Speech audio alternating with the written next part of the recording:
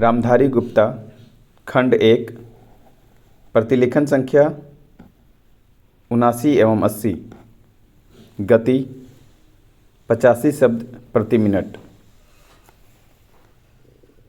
सभापति महोदय, जिस विधेयक पर इस सदन में चर्चा हो रही है उसका इस देश के अधिकांश लोगों ने और इस सदन में भी अधिकांश सदस्यों ने स्वागत किया है, इसलिए इसमें दो राय नहीं हो सकती कि यह विधेयक जनोपयोगी है। यह ठीक है कि कुछ लोगों ने, जिनके निहित स्वार्थ है, इस विधेयक का विरोध करने की हिम्मत की है। ऐसे लोगों में जनसंघ और स्वतंत्र पार्टी, जिनकी पूंजीवादी नीतियां हैं, उनका विरोध करना स्वाभाविक ही है।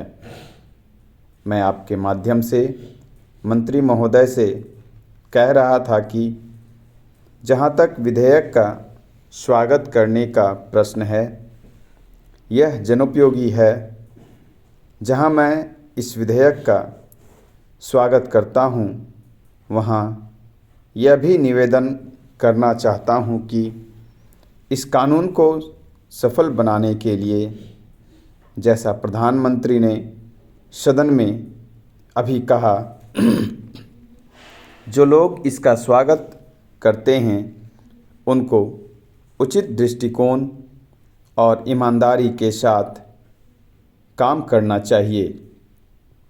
हमारे देश ने गरीबी को दूर करने के लिए पंचवर्षीय योजनाओं के माध्यम से योजनाबद्ध तरीके से विकास के कार्यक्रम को चलाने की नीति अपनाई है।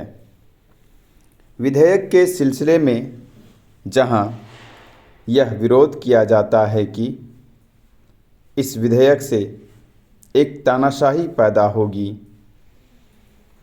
अधिनायकवाद होगा, वहाँ मैं यह निवेदन करना चाहता हूँ कि यह विधेयक उन लोगों पर जो पूंजीवाद के जरिए से, एकाधिकार के जरिए से हम पर नियंत्रण रखना चाहते थे और जिनकी पूंजी इस विधेयक के अभाव में बैंकों के माध्यम से बराबर बढ़ती जा रही थी, रोक लगाता है। उनकी नीतियों का परिणाम यह हुआ, देश के चंद लोगों की पूंजी जो इन बैंकों के स्वामी थे, अत्यधिक बढ़ गई। हमें मालूम है कि स्वतंत्रता के बाद देश में बिड़ला और टाटा की पूंजी किस प्रकार से कई गुनी बढ़ गई है। इसलिए कांग्रेस पर यह आरोप लगाया जाता रहा है कि उसके राज्य में मालदारों की मालदारी बराबर बढ़ती गई है। इसको कम करने के लिए कांग्रेस के निर्णय के अनुसार यह कदम उठाया गया। यह कदम स्वागत योग्य है, लेकिन जहां इस कदम का स्वागत करने की बात है, वहां इस बात की आवश्यकता भी है कि यह विधेयक खाली कागज़ों में ही ना बना रह जाए। आज के ज़माने में हमारे शासन में जिस तरह से नौकरशाही का बोलबाला चला आ रहा है, जिसको यह सरकार समाप्त नहीं कर सकती। सभापति महोदय, मैं निवेदन करना चाहता हूं कि सबसे बड़ी आवश्यकता इस बात की है कि इन बैंकों में इन नौकरशाहों को ना रखकर उनके संचालन के लिए ऐसे लोगों को रखा जाना चाहिए जिनका बैंकों के राष्ट्रीयकरण में पूर्ण विश्वास हो, क्योंकि किसी संस्था में जब उस संस्था को चलाने वाले लोग ऐसे नहीं होते जो संस्था के कार्यक्रम में विश्वास रखते हों, तब तक यह संस्था कभी सफल नहीं हो सकती। मेरा कहना यह है कि हमारे देश में सार्वजनिक उपक्रम जो असफल है उसका सबसे बड़ा कारण यही रहा है। जितनी भी असफलता हुई है उसका कारण हमारी नौकरशाही रही है, जिस नौकरशाही को समाजवाद में बिल्कुल भरोसा नहीं है उसका सदा बोलबाला रहा है। इसका परिणाम यह रहा है कि एक ओर तो इस देश में छोटे छोटे मामलों में बराबर देरी होती गई है, निर्णय नहीं लिए गए हैं, और दूसरी ओर उसके होने वाले लाभों से गरीबों को दूर रखा गया है। बैंकों के राष्ट्रीयकरण के बाद इस बात की आवश्यकता है कि बैंक गांव में जाते।